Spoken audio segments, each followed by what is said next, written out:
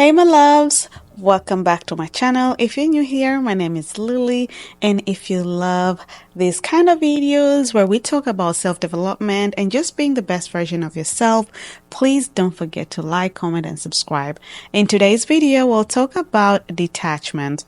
How to detach yourself from people you used to care for, people you used to love, if it's friendship, if it's relationship, but just the whole detachment process.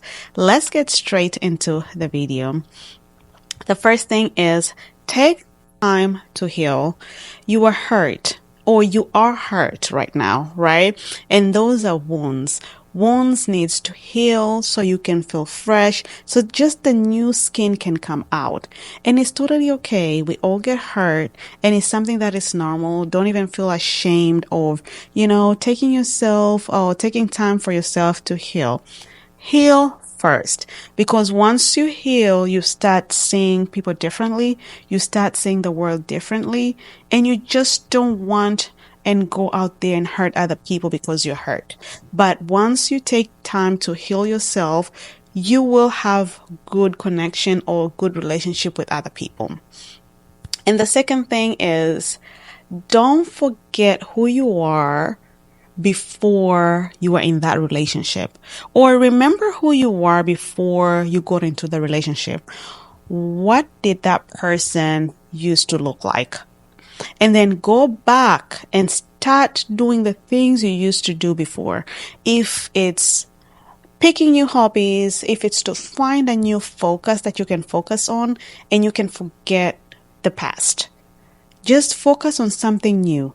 If just look for a new hobby, find a different focus that you can focus on, because at that time you are already wounded, and every single time you idle, you still start thinking about that person.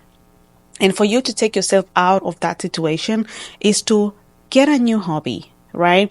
If you never used to try things like sewing, painting, coloring, cooking, just pick a different hobby, reading books, listening to music, dancing, all these, and there are more other hobbies that you can try to start doing, so you can just distract yourself and forget about him or forget about those friends. So yeah, just look for a new focus, and don't forget to pick a different hobby or just pick a new hobby.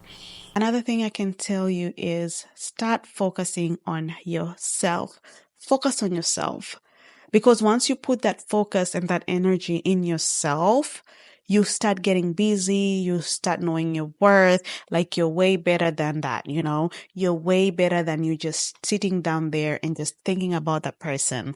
That person did you wrong, okay? That person hurt you. Even if it's a friendship, because sometimes people just talk about breaking up with your boyfriend, but people don't talk enough about breaking up with your best friend. Breaking up with your best friend hurts, okay? And I can feel you. It hurts. So once it comes to you starting to focus on yourself and know your self-worth, you can start thinking about a whole different perception of who you are.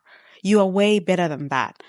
So sometimes it will give you that motivation to forget about the person and keep pushing on just being the best version of yourself and just focus on yourself. Because most people, we get into a relationship and we end up losing ourselves. If you're that person, you lost yourself in the relationship and now you guys are not together anymore, you're dealing with a breakup. Remember who you are. Like, get back on your grounds. Get back on the person you used to be. Okay, you're way better than that. Just get up. Just don't sit there and cry and cry and cry over the same person every single time. You are way worthy than that. Just get up and start focusing on you, and you will get the motivation to keep yourself pushing. Also, another thing is find the things that makes you attached to that person. What are those things? You need to start figuring out what are those things that make you feel attached to that person.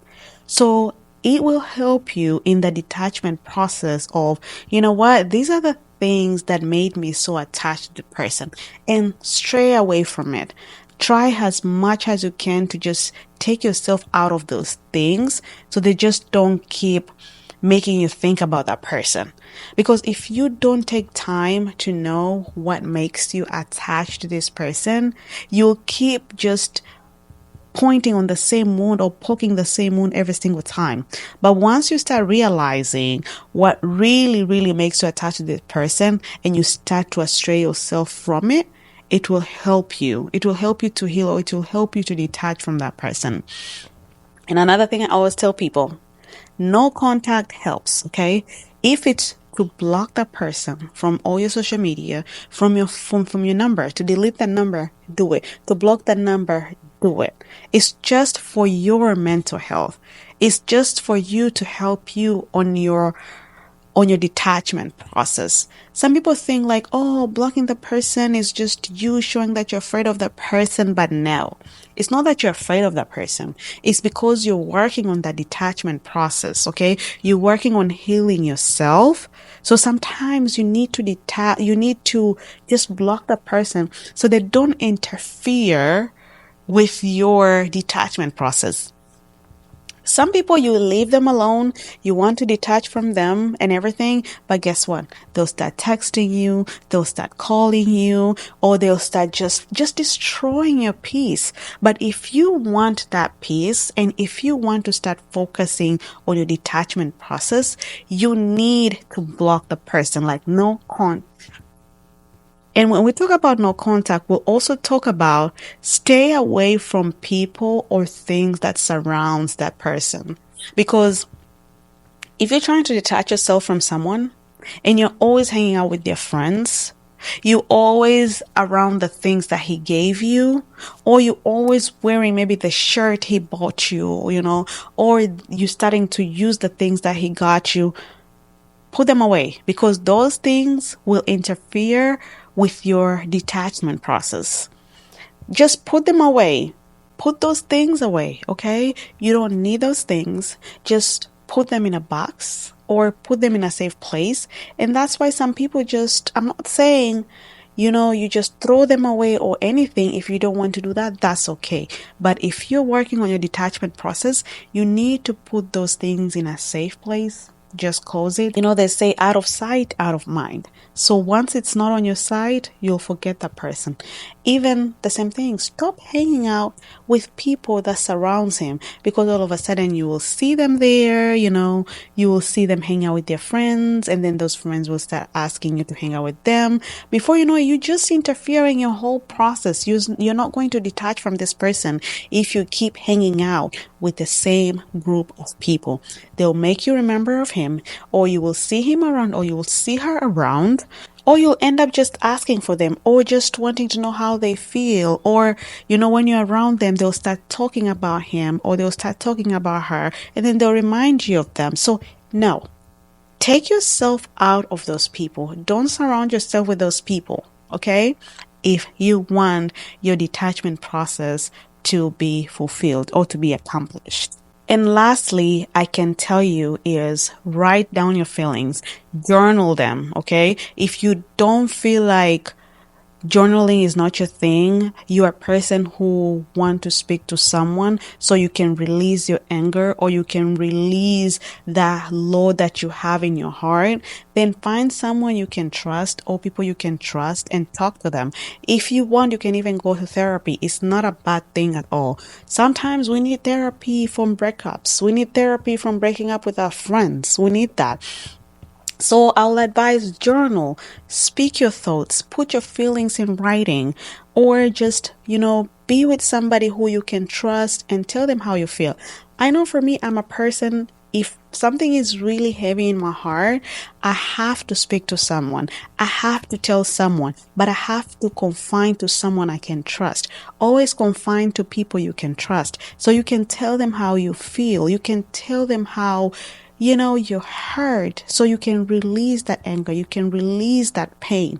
I find myself like, I feel so good once I speak about my pain, once I tell somebody about how I feel, my anger. And I feel like most of the time when I do that, it releases my anger and I feel so much better.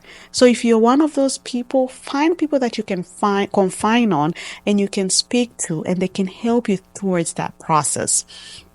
And I can tell you, you are not alone. Okay.